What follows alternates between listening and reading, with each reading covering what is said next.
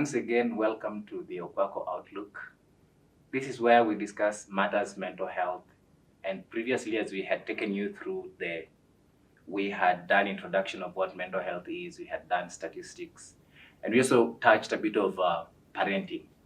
And today, we are going to pick it up from where we left. We'll be dealing with other topics, including coping mechanism and the rest. And with me on the set, of course, we have our very own Madam Regina. I'll let her introduce herself in a minute. But again, allow me also to thank our director, Patrick, for the work you see happening here. We cannot do it without the support or the guidance of our director, Patrick. So thank you so much, Patrick. When you see this video, the whole community is involved. And again, we also want to thank Pridine for the space.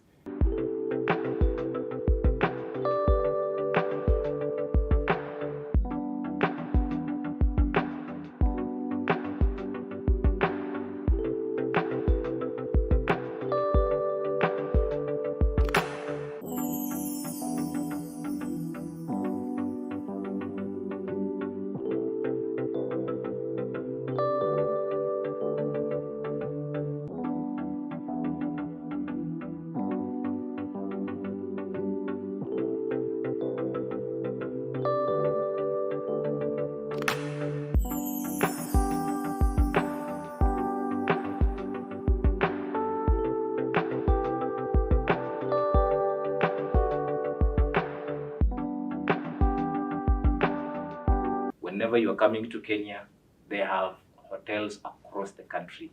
You want to, if you want to do the booking, you can go on their website. You will find everything, the rooms, they have the best conference halls and all that.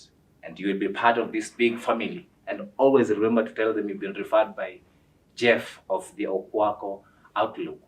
Today, without further ado, I don't want to take much time. I want to let our very own therapist, Madam Regina, to introduce herself. Today, you need to do a very own introduction. You wear so many hats. At least we want us to hear from you. Introduce yourself. Tell us even more that we do not know. Last time I introduced you. This time I want you to do your introduction and just take us through who you are, what you do, and why we are here. Okay, thank you, Jefferson, for inviting me again for this episode today.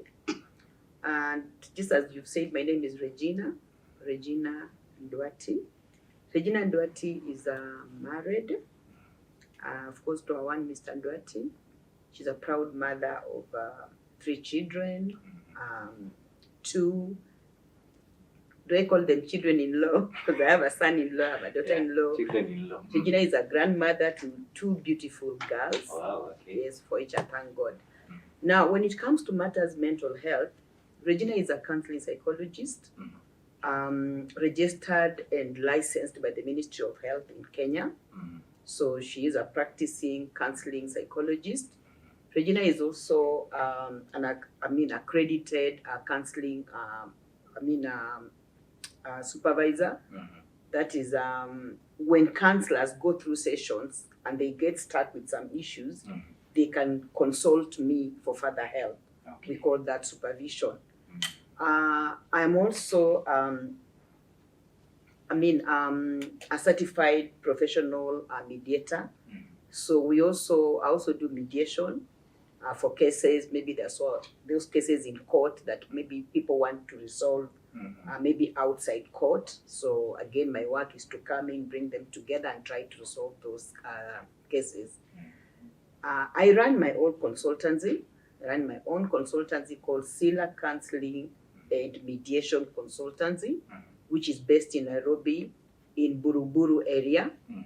Ask me why I chose Buruburu. It is because there are so many cases around Eastlands area of Nairobi. Yeah. So I find myself centrally placed to be able to deal with some of those issues.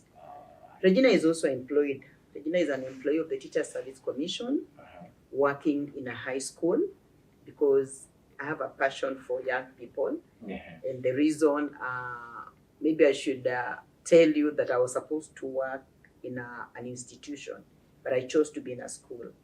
because I just wanted to work with with young people, especially I have a heart for the boy child, who most times is usually left out. At least boy child is being remembered today. Yes. For the first time. Yeah. So I am actually the school counselor where I work, and I'm also in charge of the whole sub-county. I'm the one who coordinates all the counseling activities in my sub-county where I work. I am a Christian. I'm not ashamed of professing my relationship with God. Amen. So I also work for the church, and in the church, I run a department called Compassionate Ministries.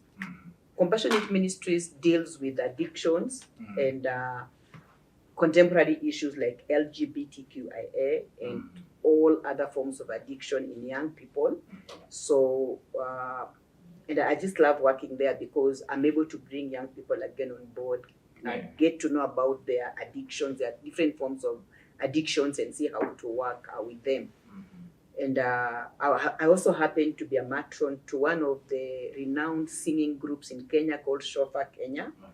And I'm actually their in-house psychologist. I don't know what else you want to know about me. Well, those are so many hats. I mean, like those are so many hats. So we had last time we were here and we discussed intensely. We were able to define what mental health is. We touched on parenting. Then we also went deep, a little bit deeper to look at the statistics.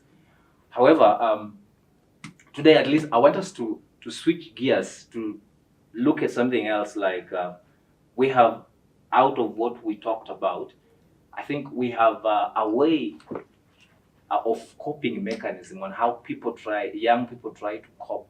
Even as much as they have mental health, but they still have the coping mechanism. They want to feel it, maybe to fit in. However, the situation could not be. Unless you are a therapist the way you are, you may not tell. I mean, a normal person like me, I can't tell that this young man, this child has a mental health. So, what are some of the health coping mechanism young people can adopt when facing stress, anxiety, or depression? That's a very important question. So, of course, in this world, we have emotions. We all go through emotions, we express emotions. And sometimes some of these emotions are negative, sometimes they are positive. Yeah, happiness is a positive emotion, for example. Yeah. Excitement can be a positive emotion. Yes. Depending on what is actually stirring up the excitement. Of course, remember, even drugs can make someone excited. Yes. But if you're excited because you have excelled in a given field, then it's a positive emotion. But again, away from that, we also have negative emotions. Yes. And what you've just mentioned is a negative emotions. That is stress, anxiety, and depression. Yes. And these emotions are not just specific to young people. We all face these emotions. We all go through stress. We all go through anxiety. We all go through the depression. So these are just some of the challenges that face our young people. And maybe we need to understand, when you talk about these emotions, what exactly are they? For example, people keep on saying, I'm stressed. I'm so stressed. I mean, go stressed. But when you ask them what is stress, they're not able to explain. Yeah. So it is just a natural response to external pressures or demands. Because sometimes life can, pose a lot of demands on us that we just don't know how to deal or to cope with them. And of course, this response can be either short term, maybe like you're preparing for an exam. You see, like now schools are moving towards mock exams now in high schools, for example. Yes. At the end of the year, there'll be the KCP exams. The KCSE exam. We no longer have KCP. So there's that, stress that can come with it. Am I preparing adequately?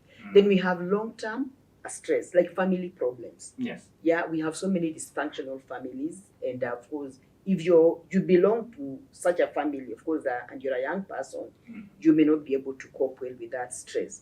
Then what is anxiety? So anxiety is whereby you feel worried, you're so nervous, there's that fear in you. And in most cases, anxiety is about what is to come. It's actually a future-oriented emotion. Because, you feel anxious about what is just about to come. Yeah. Yeah, maybe like... even maybe you had your own share of anxiety, like, okay, I'm coming for this cast. Will the therapist come? You know, how will I be? So we all get through that anxiety. Like, I was also anxious. Will I make it? Will I make it in time? So all that can actually cause anxiety. And we are told that a normal person must experience some kidogo anxiety. It is very, because unless you're anxious about something, you'll not even work towards it. But when it becomes excessive, that is when it becomes a problem. Now, stress and anxiety can easily now lead to depression, because now depression is a very deep emotion, whereby it is actually you have those persistent feelings of sadness. You feel so hopeless about life. You know, you're just feeling like you're lost. You know, you have no interest in activities that you once enjoyed in this life. So you just there. There's something we call a depressive mood disorder. You're just there, you know, like you don't know what to do. You don't know where you are. You're just there. You're feeling so hopeless. You can't even define yourself and what you're going through. So at least when you get to know what these emotions mean, now even, you know, any other person out there can be able to identify whether a young person is depressed, whether they are going through stress, or if they are going through anxiety. And maybe before we go into some of the signs of these emotions, I think today we are pleased to have young people with us, who maybe we can invite to the studio. Then maybe they can tell us, you know, their origin, where they're coming from, where has life been like. From what we've just defined, have they ever suffered stress? Have they suffered anxiety? Have they gone through depression? And then maybe we can later on maybe just identify with them which are some of the signs that they were actually observing in themselves that made them think that maybe they were stressed, they were anxious, or they were depressed. You're right. Yeah. So maybe you can invite them. We can invite the young people in the studio. We have Brian, then we have his father is Fred, right? Okay. Welcome on the side. Hi, how are you? Hi, I'm doing very fine. Welcome. Yes. Hi. Karibu. Welcome, Brian. How are you? Fred, how are you? I'm doing very fine. Welcome on the stage. Thank you very much. We've heard what you do, and at least as we are going through this topic of mental health, you know, most people don't relate with what mental health is. You have been at a point where you have met these young people who they didn't seem like they would even have hope, and you have brought them on board, made them who they are today. Probably they might have a story. I know he has a story to tell. But before I bring him in, I want you to tell us what are some of the coping mechanisms, especially for them. Because when you meet them, they could be depressed, but they don't want to associate themselves with depression or anxiety or whatever they are going through. They want to feel like they are okay. But what measures or what do you use to identify if these kids you're picking from the street are either depressed, and what do you do to help them realize that this is the way to go and this is what we want you to come out after this situation?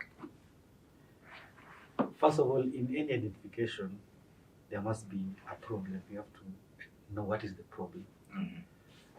Being a champion for my work is to change the narrative of how we approach things. And I believe in the practicability of approaching issue and just being there, being present in every situation. So I'll give an example of being in a children's home.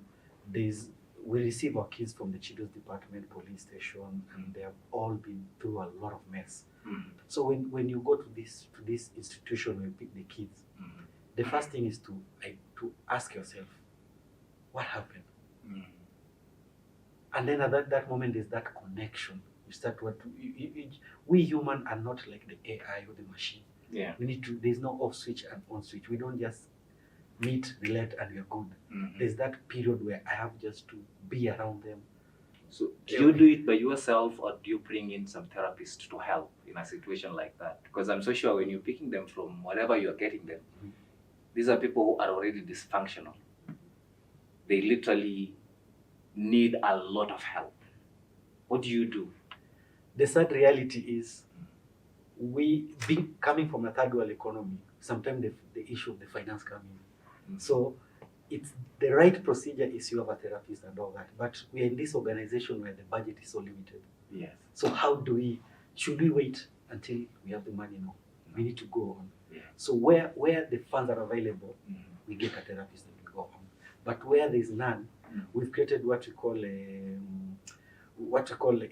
it's more like an adaptive kind of environment, where if a new child's coming, there are already kids who are there before we've dealt with them. They are already good.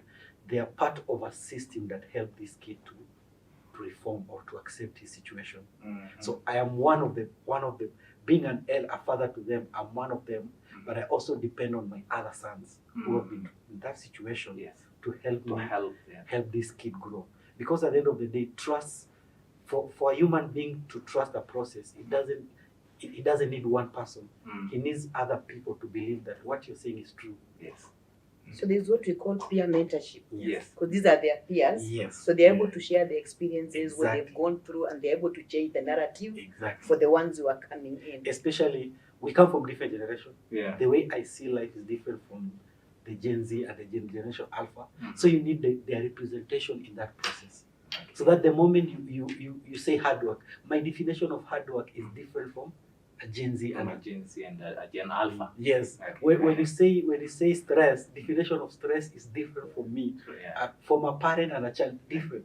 Yeah. So you need their representation so that you can. So what I usually do, once I've already established the relationship where I've picked them, I continue that relationship at the children's home. Once I arrive at the children's home, I detach myself and I let the other kids take over. I want this kid to feel comfortable. I am at home. So when the other kids are taking over, are they already know what the new person coming in, what he's going through or how situation, or you enlighten them first before you let the other kid? One of the things we do is to create leaders in young life, and I've prepared them. They know situation happen every day. So every time when I rescue kids, sometimes they have no idea. So I've already prepared them that one day I'll just come with a child I've rescued. So be ready. So my kids are always ready to welcome this kid, and they know what role to play to make him comfortable. And then from there we continue other programs to take them away from the situation they were in. Like once they're in, the kids have taken over. In our children's home, every kid, 43 of them, they play chess by force. The reason why we used by force, that's the only time we introduce them to something they've never seen before. We want to disrupt their thinking mentality and then try to study. If we introduce something new in their lives, how will they behave? I know their emotional level, I know their patience level, and that is where the kids come to be the trainer, while I observe from a distance. Why chess, if I may ask? Chess to me, it opens up the other side of the brain that is locked. In Kenya, we have a problem. We go through an academic system for money. But education is more than money. Education is not just the key to success. We have this cliche of kind of quotes we've given our kids. They have been locked in a system where he just believes, I need to go to primary, high school, university, there's a job. But the reality is different out there. I want my kids to think in a 360 kind of mentality. Yes. They accept there is good and bad. You have to grind to make it. There's no easy way. So the reason why I chose chess is to make sure I unlock the other side of the brain that is not tapped, especially believing in yourself. That you can do it. Yes. Okay. Yeah. Okay. Now, this is Brian. I think Brian. the last time I saw him, he was a little younger, and he was talking They grow about fast. they are growing very fast. When you picked Brian, how old was Brian? The first time I had interaction with Brian, he was around 6 years. In what condition was he? The first thing, before I answer that, Yes, we need to accept as a society, the society is messed up. you're right. And there are many things that are hidden under the carpet that our politics, our leadership is not showing. Kids are suffering. Yes. We have kids who have parents who are orphaned, but they are messed up. When I met Brian, he was at the lowest. As I said, our society has made our kids to be adults rather than to be kids. They are fending for themselves. So at 6, he was already fending for himself. So I want to bring in Brian just to share a little bit. But now this is I'm a bit curious to know. I mean, what drives you to do that? What we are lacking in our society is mentorship, and that is the link that is lacking, especially boys to men. We need men to help boys to be men. So that I want to remind everyone, let us be mentors and be present. And again, we are talking of a future. If we who are adults are not there to guide our young people, who will do it? Personally, I'm reminding all men. We are talking of men that are men who are, we are losing our ability to perform our duty. But when will this boy know their duties if we don't show them? And I'm looking at my country. Brian is going to be one of the most productive in this society. Yeah. But should he just wake up one day and be productive? No. Someone has to hold his hand. Yeah. And take him through the process, and that's why he do it every day.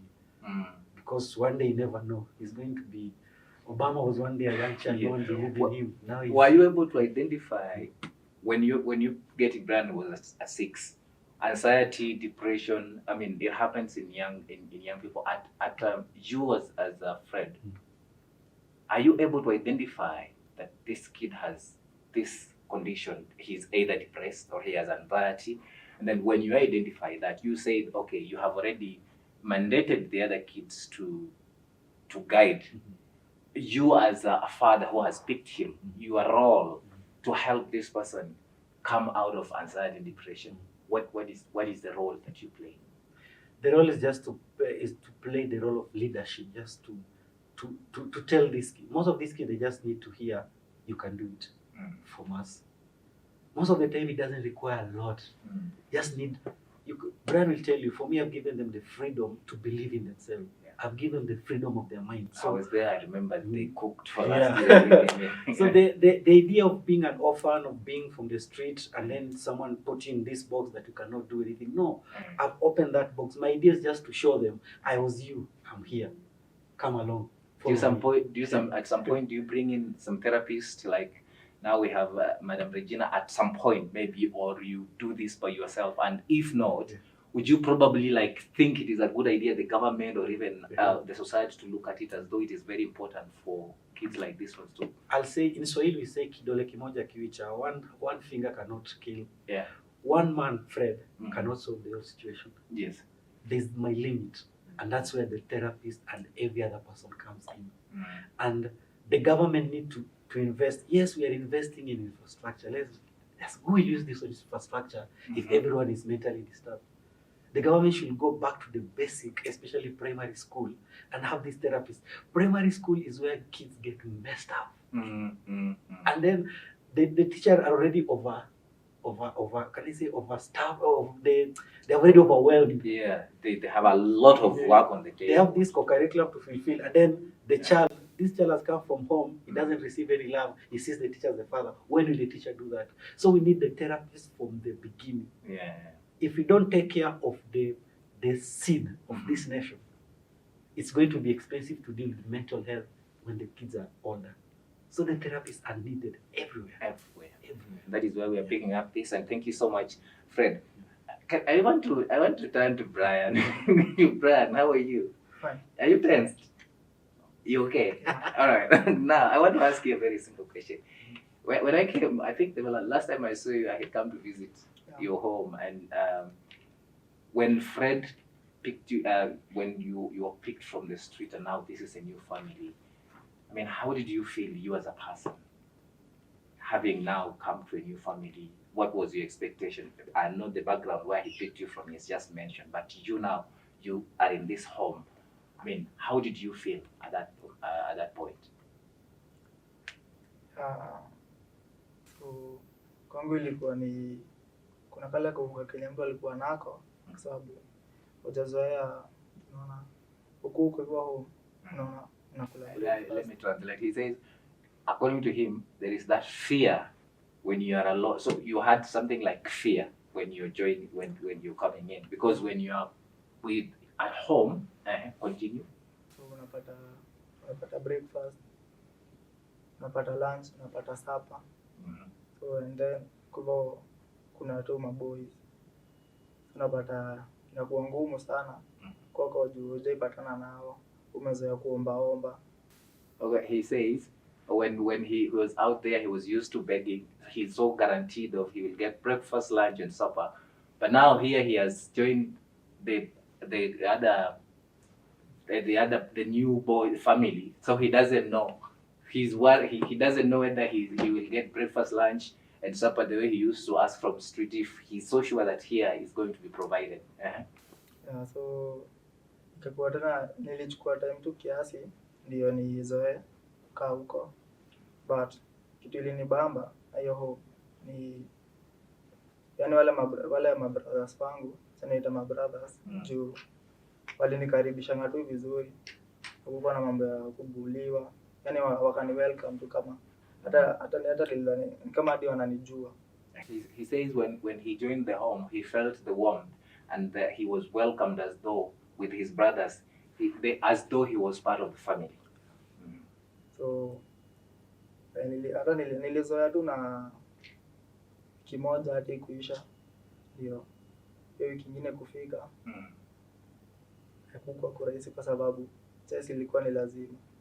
So he says the first week when he joined, he got used, but now later on he realizes that in that home you must play chess. So it became a hurdle for him. So hiyo game ilikuwa naona ikuwa ngumu sana.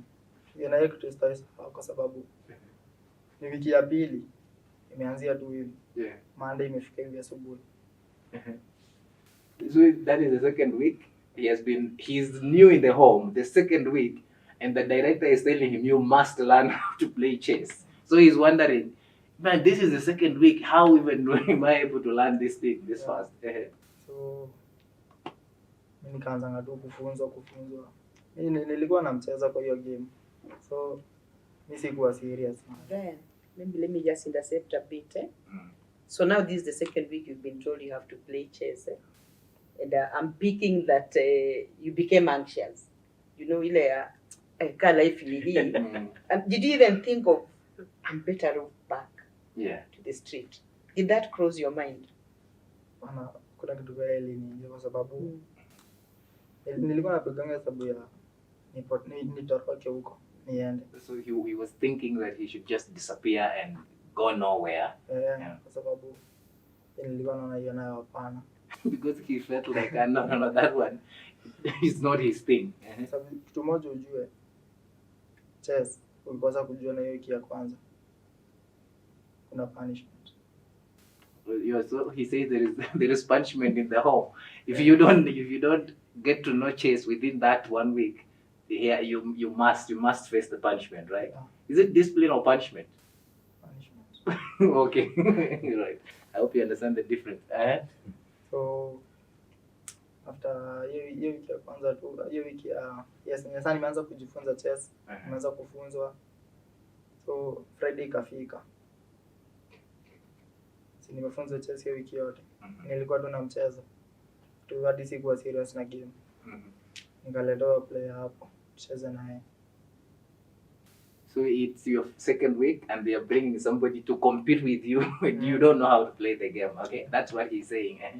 So na ilikuwa ukishinda hapo kulikuwa na soda, hivyo ndivyo inakuanga. Fred na ni dada anatubayanga. Sema ni kama kuna gift ukishinda. Oh yeah, he says so when you play that game there is always a gift where if you win you are given a gift like a soda or something to drink, right? So game ikaanza. Hadi sijui zina move nimesahau. So hadi game kuendeleanga. Fred akaniambia chukua jembe. So he couldn't play the game. He couldn't actually like grasp anything to play the game. So the punishment was given, or that is the discipline. He was asked to go and to take a jembe. Go and dig, right? So hapo ndipo nikarealize hiyo sasa ile time yenye nilifika hivi kwa shamba nikaambia venye nafaa kufanya. Hapo ndipo nikarealize. So kama ningejituma kwa hiyo game singekuwa hapa. Singekuwa nafanya hivyo. Now he says after he's given punishment and told to go and dig, that's when he realized that if he really worked hard to know that game, he wouldn't have been punished to go to dig or something. So si kucomplain, si kufanya kitu yoyote, nikafanyanga punishment, na mimi nikajua nikitoka hapo leo silali, lazima nijue hizo pieces zote vile zina move. So he says after that happened, now he said he is really going to work, but now at all this he's going to work very hard to make sure he knows how to play chess. But now my question still comes to you, nikuulize, ukifanya hii vitu yote sasa, hapo unacheza, umelima, ile question madam amekuuliza, like ulikuwa sasa unaona niko mahali sawa pazuri kidogo compared na kule nimetoka, au baada akili yako ilikuwa inaambia wewe uko kwenye ilikuwa sawa? Niliona heri huko kuliko mahali nilikuwa, kwa sababu ya game na bado plus venye nikipiga hesabu ya life venye ilikuwa huko nje, kulala ni shida, kula ni shida, na niko hapa hivi na provideiwa kila kitu. So hapo ndipo nika home, moto yetu tunakuwa na moto moja inasema iko na 4 J's. You have motto at the home, right? Yeah.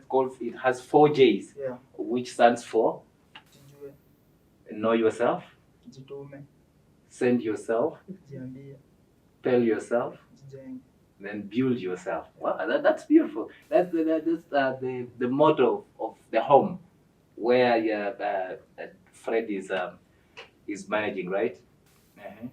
So hapo ndipo nikajua nikiweka hizo 4 J's kwa akili yangu, kila kitu itakuwa poa.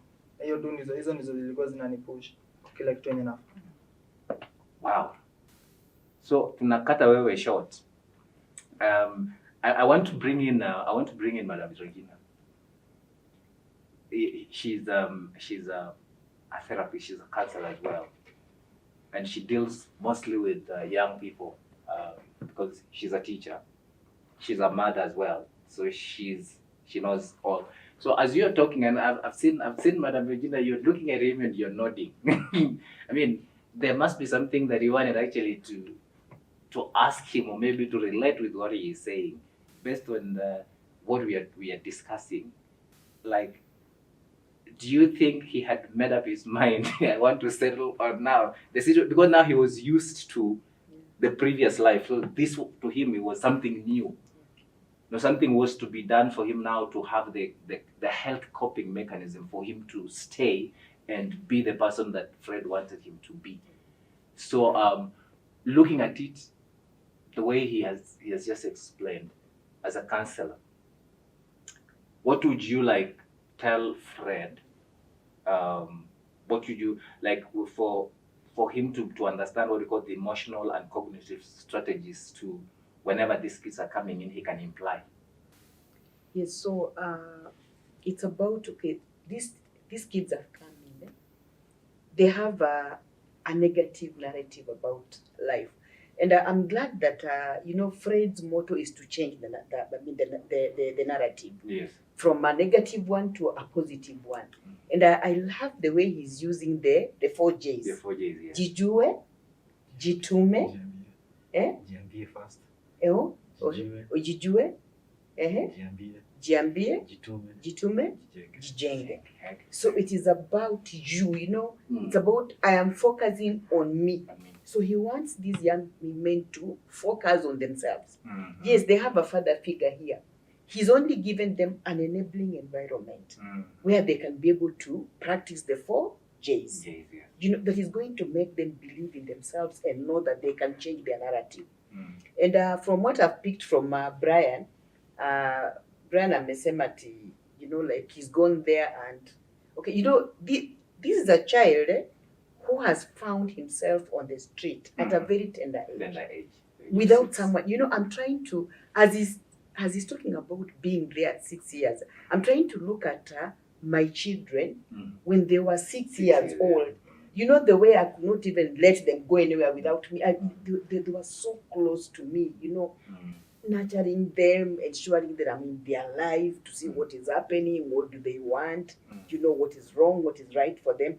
And I'm looking at this young boy on the street, 6 years old, fending for himself. Yeah. And I'm asking myself now, this boy, you have now picked him and you've taken him now to a home. This boy has not been taught, about values and virtues in life. Yeah. He's only just trying to pick what he sees here and sees here. And, his only focus on is on nimekula. Sindio Brian?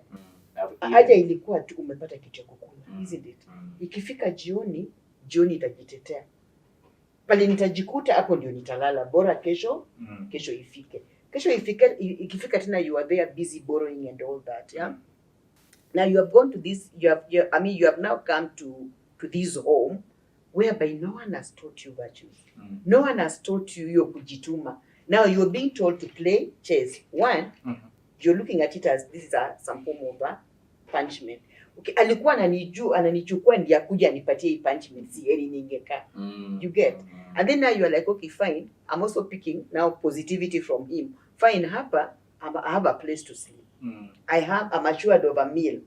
And maybe even changing my dirty clothes. So, wacha tu nikae nivumilie, because at least, I'm having, there are those positive things around me. So because of the enabling environment, nitakaa tu. And then now it's like, okay, mimi sijazoea mtu akuniambia do this, do that. So fine. Imewekewa game hapa. Let me just play. Let me just play because it's being played. And then he does not take it seriously. Yeah. Now, here is a stimulus that has been presented, yeah? And this stimulus is coming with reinforcement. Yeah. Which is either negative or positive. Positive, yes. So the positive reinforcement is, ukicheza game poa, unapatiwa soda, si ndio? Lakini pia ukicheza vibaya, punishment. Kuna punishment. Wewe na jembe nayo paka kwa shamba. Which is a very good thing that you did, because you're trying to be a father figure to these children. And you'll do the same in your home, whereby we reward. We have rewards and punishment. Life is about rewards and punishment. Yes. Even in our homes, we reward positive behavior, we punish negative behavior. So now, Fred is trying to now let these boys realize you have now come in a kind of a family setup where we reward good behavior and we punish bad behavior. And then now you see, what does it teach him? Sasa hapa lazima nijitume. And you see now alikubali kujituma. And you see, even as he's busy tilting the farm, whichever work he was given to do, what is running in his mind? Yeah. Kama ningechukulia ile kitu serious, had I taken it serious, I will not be here. Yes. And then now it invokes some behavior change in him. Because now he told himself, nikitoka kwa hii shamba, when I leave this farm, ile chase niletewe tu sahi, let it come. I will show it, nitajituma. So it invokes now some positive behavior change. So he was actually to develop, so at least the mechanism we can say here is about, someone trying to change his negative thoughts.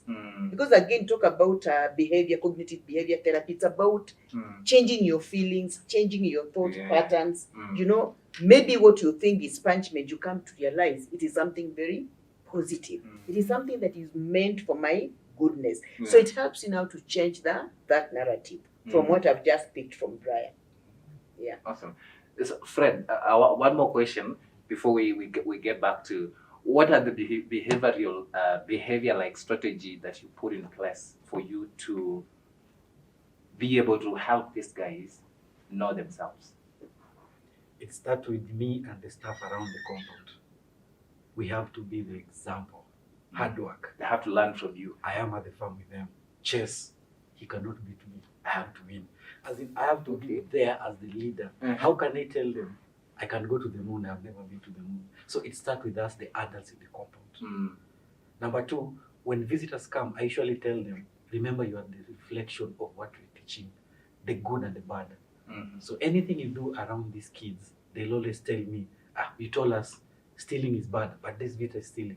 You're not helping. And then now it comes to these kids.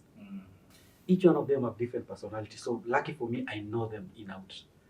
I've given them nicknames. So that knowing them in and out, I know their strengths, their weaknesses. So I usually even give them I call them temptation, some traps here and there, Yeah. so that I can strengthen where's the weakness. For me, I believe in failure in a good way. I don't celebrate greatness, I celebrate failure, because the more I can identify their weakness, the more I can help them. So during the course of my stay with them, the adults within the compound, me and the staff, the visitors, and also we have involved the neighbors also to be part of and parcel of raising these kids. We study them around their weaknesses. I cannot give a task to a person who is academically challenged to get an A to academically challenged, and yet there's a boy who is better. I don't know if I'm making any sense. You are. We raise them based on their ability, not, we don't generalize. Brian is different from Peter. From Peter, yes. Brian is an artist. He's an artist. He has a YouTube channel, and then we have another engineer. He's an artist. He's an artist. Oh, he's a we musician, will see a music draw, you play and all that. So whenever I deal with Brian, I deal with him in an artist environment. Yes. The other thing he did tell you, apart from the 4 J's, I raise them in a 3-stone kind of setup. The first stone is what he's told you, the 4 J's. The other stone is what we call the 3 C's. You have a chance to make a change, to make a choice. You have a choice to make a change. to make a change, to make a choice. To make a choice. And then the third one is less theory, more practical. And then the end goal is I want a read boy. Read, R stand for I want a responsible boy. R, I want an independent boy. And I want a dependable boy. Red boy. Read. Yes. Oh, okay. The end result of these 3 stones is the read boy. Are you responsible? Are you independent? And are you dependable? Independent is the most important to me. Must I be there for you to do good? God is not with us on this earth. He's not here walking with us, telling us to do anything. He has trusted us to be human on this earth. So the world has trusted you as a boy. Will you do good or bad? Because there are consequences for both. So when no one is looking at you, my favorite is the I. Be independent and decide. Fred, I think we can learn more from you, but we will pick it up from you. But again, let's now continue with. I want to continue with Madam Regina. We're talking about coping mechanism, and then I had asked a question, Madam. I think I had already answered that question, but I wanted to switch to ask something, just in regards to coping mechanism. I wanted to ask something. Fred, the things that I'm picking from your conversation, you have the things that you put in place, especially when you're getting these children. You ensure there is what I have picked from your conversation, and one, I've picked emotional and cognitive strategy that you put in place. I've picked it because you talked of how you chess is more of meditation, right? When somebody is playing chess, that is meditation. I've also picked behavioral strategy, or you say you include them in physical activity, right? And then you have we've also talked of social strategy as well. I've seen you say how you help them build network with others and all that. Now, I wanted to ask this. Now to Madam Regina, like, do you think life choices that these young people make thereafter, does it depend on what they feed on? Best, like now the way Fred has talked about, in future they'll have life choices, and if somebody mental health has not been dealt with properly, do you think it will affect the life choices when they grow up? Yes, it will. It will, because okay, fine. I'm looking at it in terms of, fine, we are here, we are in this home, and for us to be sustained in this home, we have to go through this. We need to have the 3 stones. Yeah, we have to leave the 3 stones. Yes. But again, choices are very personal. It's like when you're in school, when you get admitted into a school, you're given rules and regulations, Yes. isn't it? That this is what you're going to go by. No stealing, no bullying, no fighting, you have to be a good time manager, no missing lessons, you know. So, I mean, all those things, I mean, all those rules will be given to you. Now, since your theme or your aim is to complete school and complete on a good role, to complete well, you'll have no choice but to dance to the rules. You'll have to obey those rules to the letter. But there's a difference between just obeying the rules and seeing the sense in obeying those rules. So if you're just obeying the rules for the sake of survival, you can leave that school with your grades, but a damaged person. Yeah. That is why, I like I like your mentality. I like, the format that you're using. It's not about being in the school system. It's about raising an all-round person. Yes. And of course, you've seen that people have gone through school. I mean, very well. They have their high grades, they have their degrees, their doctorates, they are professors. But there is a way, unaweza akalisha hiyo mtu chini, you sit this person with someone who is not that learned, and the way they act and the way they reason is very different. Very different, yeah. Because them, they have,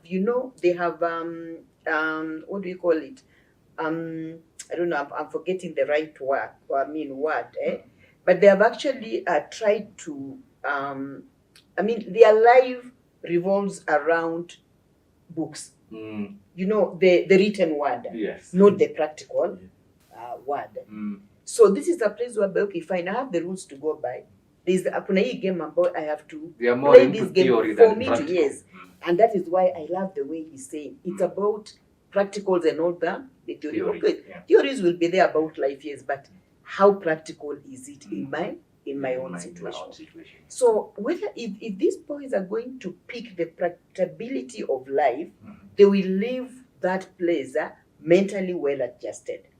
But if they're just there for the sake of nipitie to have a place to sleep, have food to eat and all that, so I will dance to the game, but deep in their mind, maybe they are not willing to actually change, their mental perspective. When time comes to leave that home, because one day they'll have to leave, they will not leave. Some of them may even leave worse than they came because of the mentality that they developed when they went there. Yes, so it is one thing, like we say, you can take a cow to the river, but it's choice to either take the water or not, isn't it? Yeah, so if I want to survive, sometimes you're just surviving through life. If I want to survive, I'll have to dance to the rules. But if I want to change myself, I will not dance to the rules, but I will leave the rules. The rules, yes. So yes or no, these people can actually leave that place either mentally damaged or mentally adjusted. But it all depends on your personal perspective. So what Fred is doing by impacting those, you said we have 3 C's, we have 4 G's, and what? 3 stones. No, the last one is less theory, more practical. Wait. That's that one. What you're doing? So how community, because the work you're doing is really a very commendable job. What you're trying also to do is try to enlighten the community that this generation you are raising, they have to be aware that mental health is real and it can affect their entire life if they are not careful about it. So my second question, and this one goes to Madam, I'm asking Madam Regina, how can schools and community help to build the resilience in children and teenagers? And I think even what Fred has is a school. Yes. We have formal, informal, and non-formal education. So what he's actually taking through these children is the informal and non-formal education, because there's no syllabus. Yes. So he creates his own way of teaching them. But again, since we are also addressing the children who are actually in school, there's a lot that schools can do. And like I've told you, for example, I'm in charge of counseling in my school. I'm in charge of counseling in my sub-county. And there are those programs that we usually come up with that can actually help these children. One of them is, we train children, these children in actually taking up leadership roles. That is why in the schools we have what you call the student council.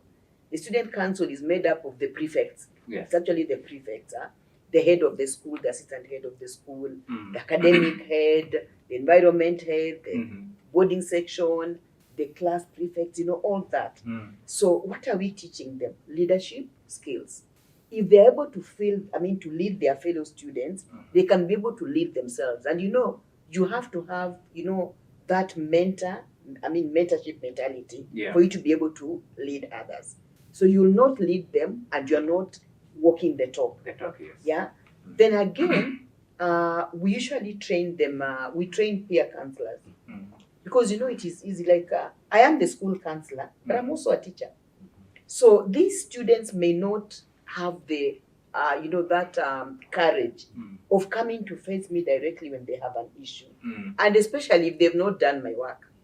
So they will fear coming to me because they think the moment they appear in my office, the first thing is, Brayo, umefanya kazi yangu. If you've not done my work, get out of my sight. But me, I usually tell my students, once you get to my door, nimeandikwa counseling in progress. Now know you're meeting a different person. You're meeting a friend who is willing to walk with you and listen to you. And they tell others, I was in Madam Nwanti's office. Manzi unaingia anakupatia kitu keti ndio. Unakalia kiti na kama yake. The way they tell the story now out there. But I went to that office. So that seat that she cannot allow you to sit on. Kama umepeleka kitabu, maybe you've gone to, you've not done your work. Now when you get there, she tells you to sit down. And she sits there calmly listening to you. Now, before, if you've not been in that office, you may not just walk in. So we have those peer counselors whom we literally, I normally organize a program for them.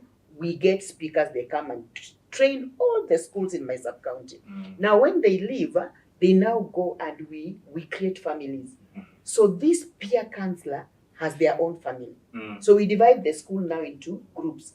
So wewe group yako unaita nini, and we tell them, pick a very creative, a nice word. There's something we call positive affirmations. So you pick something very positive. Msijiite the tigers, msijiite the lions. The lions. Yeah, just pick something very nice, maybe the targeters. Pick a very nice name. Yeah. And then now where you are the leader, pick a name for yourself, and then now have people under you. Now, and I've seen it really working in so many schools. So now these people wataona wewe ni mmoja, you're one of them because you're in the same age group. Yeah. So they can easily open up to you. Like there are things Brian may tell, maybe John, but may not tell you. Yeah. But now through John, if the issue is very intense, John can now come and tell you, Daddy, you know what Brian is going through this and this. How can we help? Then maybe you can find, can I be able to talk to him? Or maybe utamwambia, tell him to do this and this. So it is easy for them to listen to their peers. We also bring in the parents. Yeah, we also bring in the parents because there are so many things that parents don't know about their children. And again, if you look at it logically, we are the ones who spend more time with these children than their parents. Because like now schools opened, isn't it? Tumekuwa now, the whole of May, we'll be with them in June, the whole of July. This child will go home for midterm break for a few days and come back to us. They'll close for only 3 weeks and come back to us again for another 3. So we are the ones who are able to observe behavior. Yeah. Like what I do, I'm walking along the corridor, I see some funny behavior, mimi nitakusimamisha, sasa je unaendanaje? Sasa ungetaka chat hapo unaweza kaa poa kama umetaka. Sasa kwa nini umekasirika? Na vile uko na sura poa. There's a way you use, friendly words. You befriend them. Yeah. So they feel very comfortable around you. You'll find them even coming. Teacher leo ni aje kangumu. They'll come, because they have found a friend in you. So we also urge other teachers. Of course, we also have sensitization programs with the teachers where we tell them, fine, these are our students, but hawa ni watoto wetu. These are our children. These are our younger brothers. We are aunties. We are uncles to these children. Just the same way you treat your own nieces and nephews at home, treat them in the same way. When you are correcting them, correct them with a lot of love. And you'll find that these kids, you'll even change their mentality. Even the hardest subject, wataanza kushikanisha. They believe math is very hard. Very hard, yes. But now when you tell them, ebu come to play a game, unaona, ebu angalia play game, it's just the same way that you play with those numbers.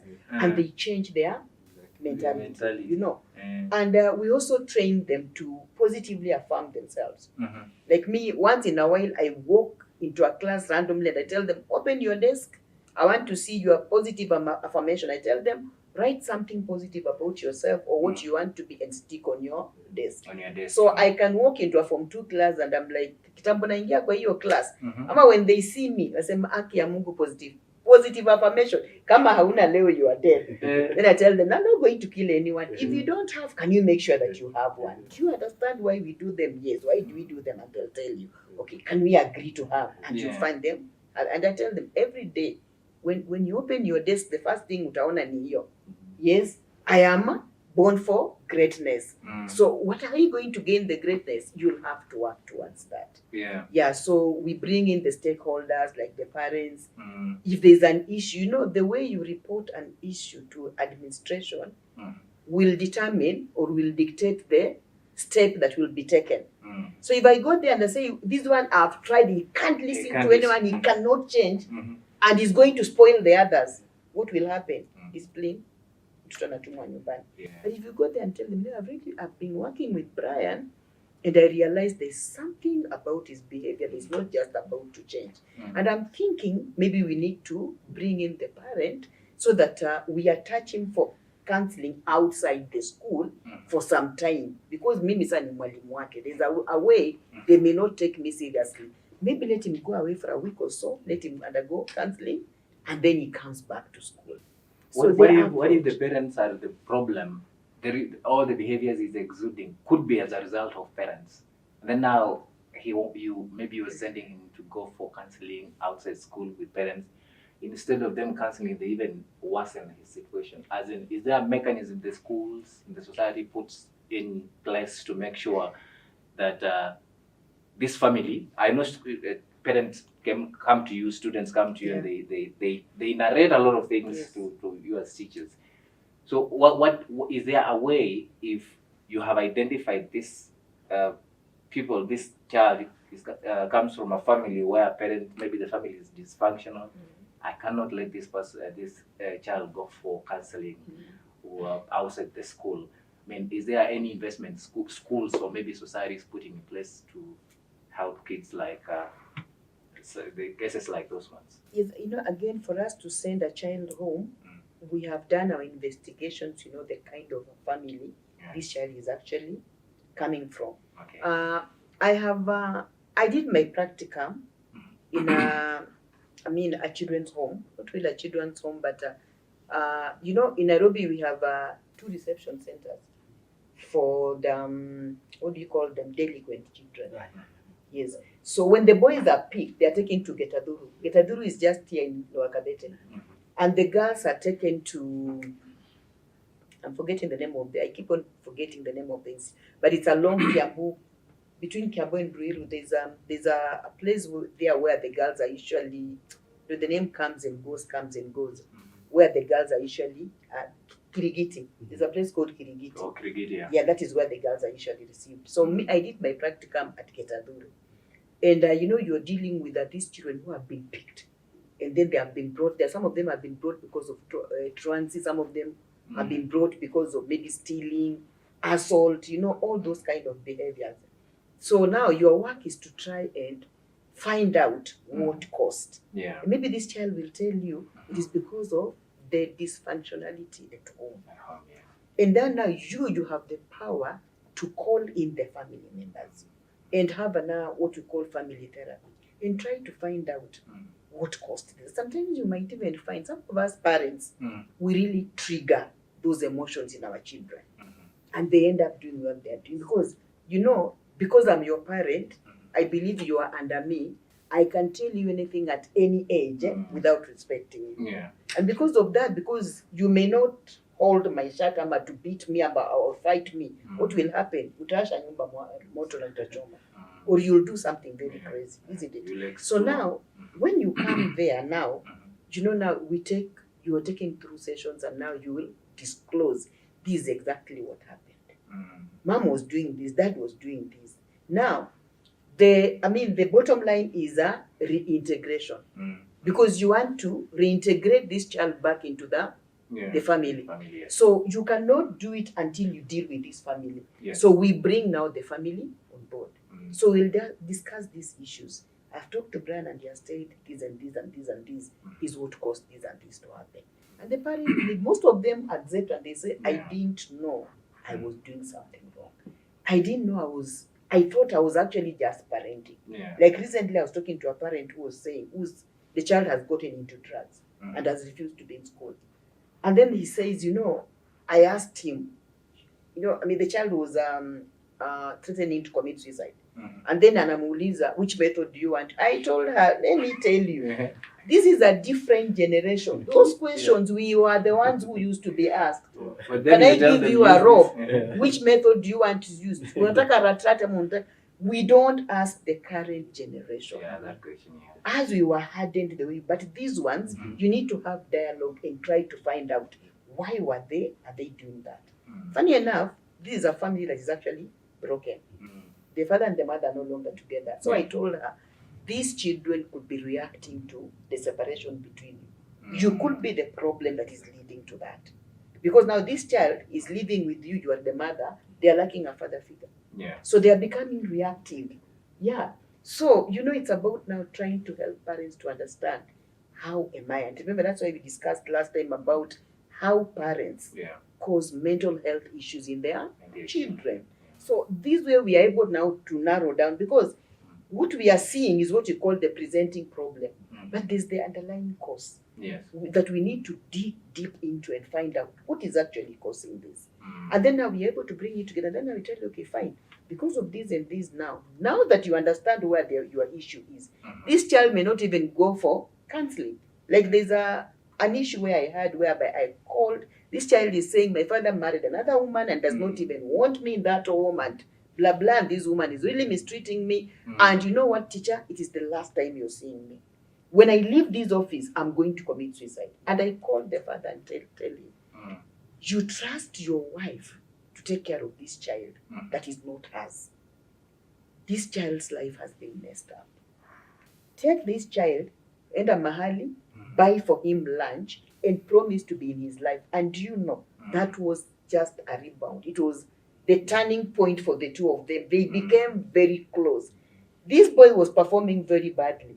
Do you know that year, this boy bounced from a grade D plus to a B plus that took him to the university. Wow. It is just the magic there about just trying to mend the family ties. But let me tell you, everything has its root in the family. Yeah.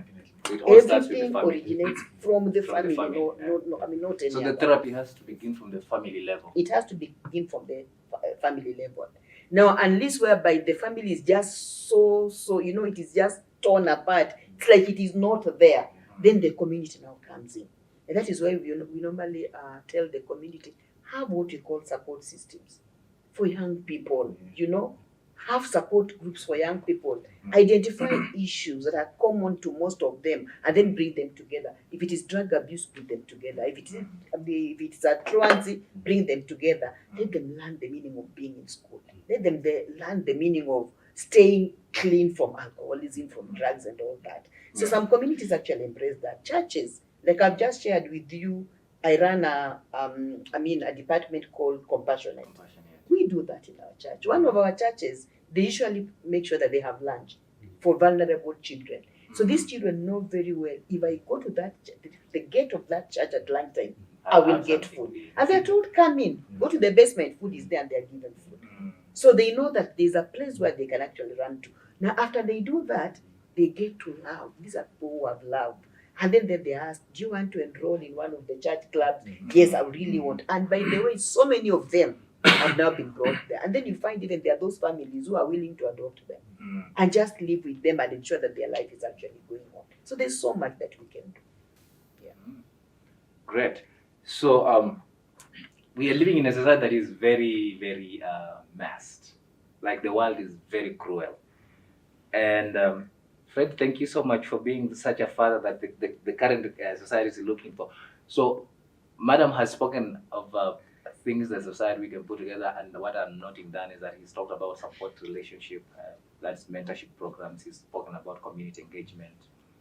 He's also narrowed down to promoting growth and mindset. Brian, I wanted to ask you, which class are you right now? Form 3. You still schooling? No. Why? kuna mess ilifanyikanga. That mess can be rectified. Yeah. And you're willing to go back to school. Yeah. So for anybody who is willing to take you to school, like anytime if somebody says, hey, this is the number, we want to take Brian to school, That's like fine. anytime you're ready. Are you sure Fred was not ready to take you to school, or what happened? Did you run out of home? It's a long story. Okay, all right. I'll discuss with Fred. Fred, how long was that story? It depends who is hearing. But at the end of the day, it's just whatever happened is an example of a young man growing up. Or growing up. And they also So that transitioning from the and we should never give up on them, On no them, yeah. matter how deep it is. but he says he's still willing to go back to He school. has always been willing, the best ever. Just a young man growing up, Yeah. sleeping a little bit and waking So you will go back to school, right? up. All right. You'll go back to school. Based on what we've discussed, Madam Regina, you've brought about the points that are really, really important, and especially when it comes to choices these young people make. It is very important because I was reading a story. I mean, I was listening to Oprah Winfrey, and she was saying something like that. Everybody wants to live to express his highest, truest expression of himself. And it is the same thing that even these young people, we might not know, but they also want to. Everybody wants to live his highest expression and truest self of himself. But when the society doesn't see the need of educating or enlightening the entire society about the mental health, especially in young people, that is where we are going to lose as a society. But for us, we are picking it from here, knowing that what we are doing right now is going to help the society. And I'm so grateful that you guys came. And thank you very much. You're always welcome. Anytime you feel like you want to come, we'll share your story. I know people will watch. They will come. They will want to help. I think we'll ask Fred if he has. Do you have like the social platform for your home and what you do? We just started without even your introduction. Now maybe you can tell us about your home and social platform. Probably, if possible, you can as well leave the number for the home in case somebody would want to reach out. Hi, my name is Fred Wanamambi Watswenje, the longest name ever. Proudest father to the many. I always say I'm a father every day because I rescue kids every day. A narrative changer in how we raise our kids. We need to shake some things so that we can move forward. And at the end of the day, my core focus is just to bring back the father, the husband, and the man. Because at the end of the day, that narrative, we need to change it at the best we can. I am from Young Life Africa Children's Home. It's based in Dwiru. Most of the time, we focus on getting the poverty kind of title out of our home. We just call ourselves Young Life College because we want to train these kids to believe in themselves rather than using poverty as a means to grow. We currently have 42 boys, amazing, cheeky. I was visiting the home soon. It has grown. Last time I was there, you were how many? Around 20 something. Yes, it has grown. And every day it's a new. Apart from the kids who are at the home, we also have opened our home to the community. We realize the kids who are in poverty are much. It sounds weird, but they are more privileged than those who are perfect home. Because personally, I learned poverty is the greatest motivator to success. So we have opened our home to the society. We have these kids they have father, mother, they drive, but you can tell you they want to sleep in Young Life because, as I said earlier, if we don't invest in therapists in our Kenya today, we have 11 million kids who are coming up and they'll mess up this country because they are messed up here. Yet we are saying they have a father and a mother, and we are looking at the children's home as the worst place. No, it's the society problem. And that's why we've opened our home so that we can bring them in. Also, we go together. Thank you so much for the insight. I normally say failure. Yeah. This is what I say. I encourage myself. Failure is one way God is trying to speak to you. That's it. That hey, Jeff, you're taking a wrong direction. Can you take the U-turn and take the right direction?